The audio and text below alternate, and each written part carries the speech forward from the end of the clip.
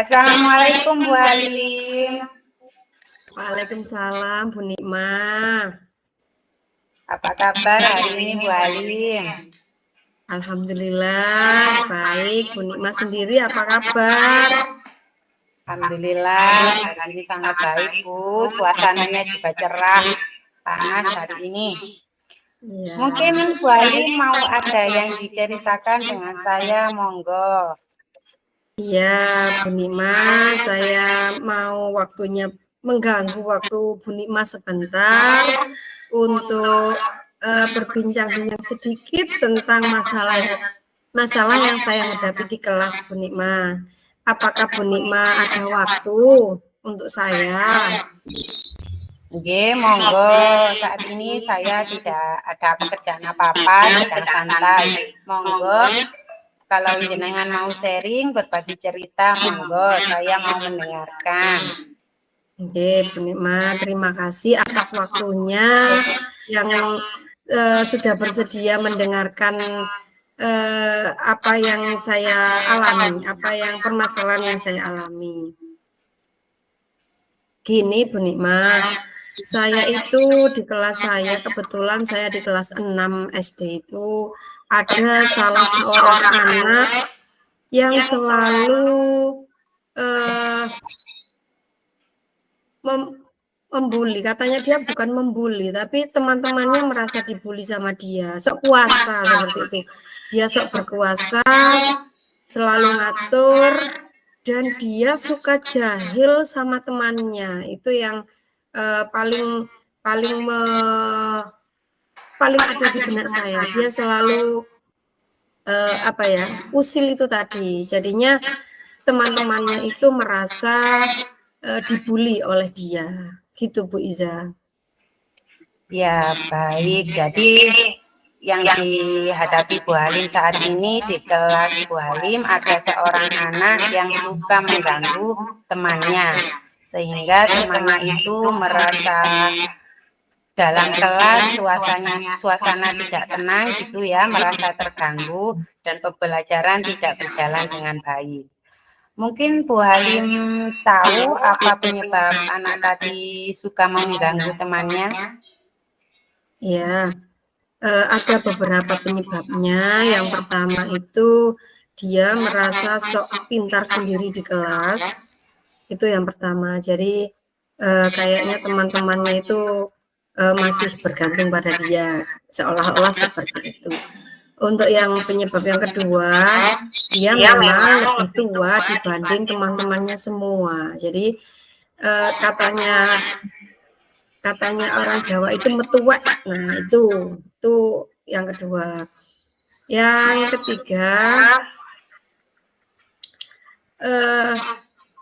dia itu di keluarganya selalu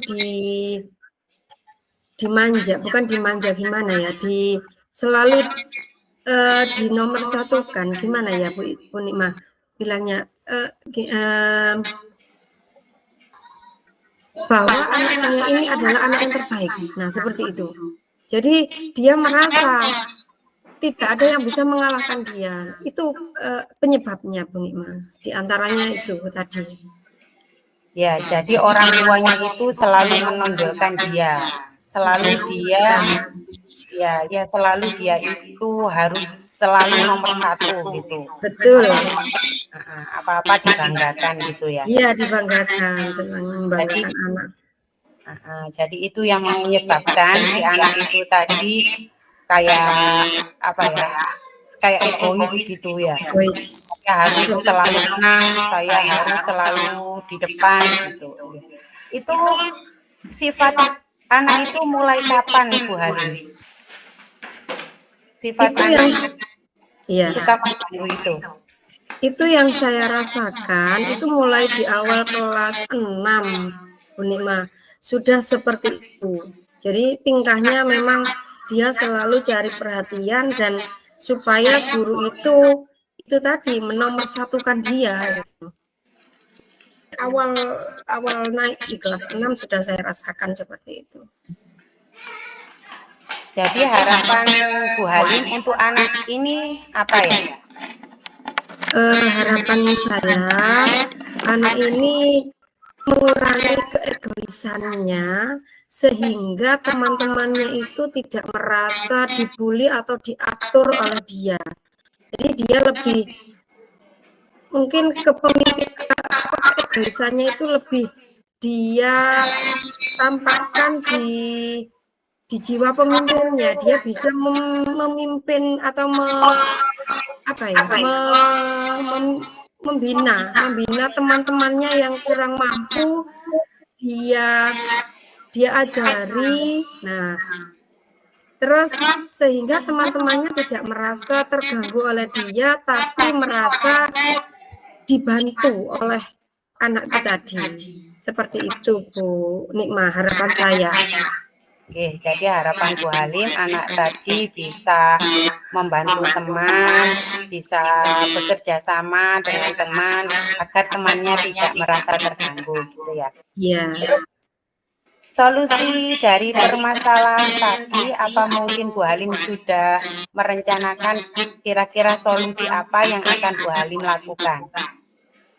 Rencana saya untuk menangani anak tersebut itu yang pertama akan saya kasih dia itu tempat duduk yang lebih dekat dengan saya. Jadi saya lebih bisa mengontrol dia supaya dia tidak terlalu usil sama teman-temannya. Terus tidak terlalu merasa dia itu selalu yang nomor satu, padahal tidak. Untuk rencana yang kedua, saya akan menjadikan dia itu sebagai ketua kelas, sehingga selama menjadi ketua kelas, dia bisa menjadi pemimpin teman-temannya. Jadi bukan menggurui atau merasa didoktrin, apa itu namanya, Bu Nikmah. Tidak, teman-temannya itu tidak merasa diatur lah, tidak merasa diatur, kamu harus seperti ini, kamu harus seperti ini. Jadi lebih merasa dibina, dibimbing oleh si anak tadi. Jadi dua itu rencana saya. Bagus sekali rencananya Bu Halim. Itu tadi tempat duduknya didekatkan dengan Bu Halim agar Bu Halim bisa memantau terus. Dan yang kedua, menjadikan dia sebagai ketua kelas agar dia bisa menjadi contoh yang baik untuk teman-temannya. Karena kan kalau ketua kelas harus memberi contoh yang baik kepada teman-temannya. Untuk melaksanakan itu tadi, apa mungkin ada gangguan atau kendala yang mungkin kejadiannya itu mungkin yang akan dilakukan Bu Halim itu mempunyai kendala atau gangguan?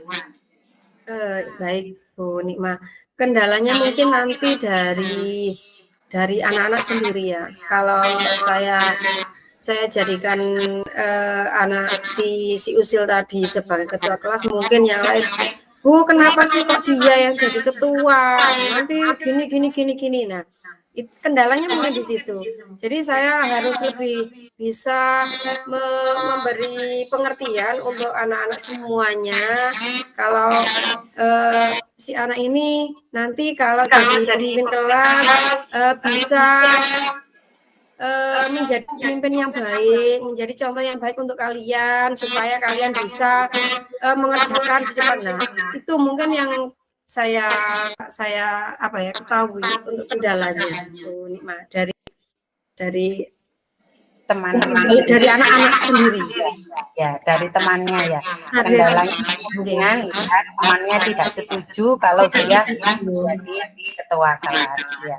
Dalam melaksanakan solusi yang sudah direncanakan Bu Halim tadi, siapa yang akan membantu Bu Halim? Yang Bu Halim ajak untuk melaksanakan solusi tadi. Ya, tidak menutup kemungkinan dari teman-teman anak tadi, di siswa-siswa di kelas 6. Terus untuk yang kedua, saya akan berkonsultasi salah itu dengan Bapak Kepala Sekolah, mungkin kepala sekolah bisa memberikan solusi yang lebih baik atau menambahkan, mengarahkan saya, "Oh, begini kan, Bu." Itu. Terus tidak lupa lagi untuk rekan sejawat saya yang selalu saya mintai pendapat tentang apa masalah-masalah yang saya hadapi di kelas. Pasti saya, meminta pendapat dan solusi pada teman saya, satu sekolahan itu, Bu.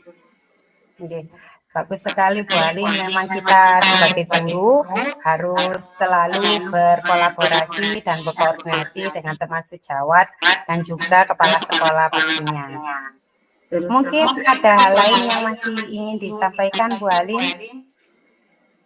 Sementara ini sudah cukup, saya sudah bisa ngobrol sama Bu Iza, Bu Nikma dengan baik. Bu Nikma sudah mau mendengarkan saya. Mungkin sudah cukup, Bu Nikma. Terima kasih sudah bisa mendengarkan permasalahan yang saya hadapi. Semoga apa yang direncanakan Bu Halim itu dapat direalisasikan dengan baik dan anak yang tadi bisa berubah sikapnya menjadi lebih baik seperti apa yang diharapkan Bu Halim, sehingga teman di kelasnya tidak merasa terganggu dan pembelajaran di kelas bisa kondusif dan menyenangkan.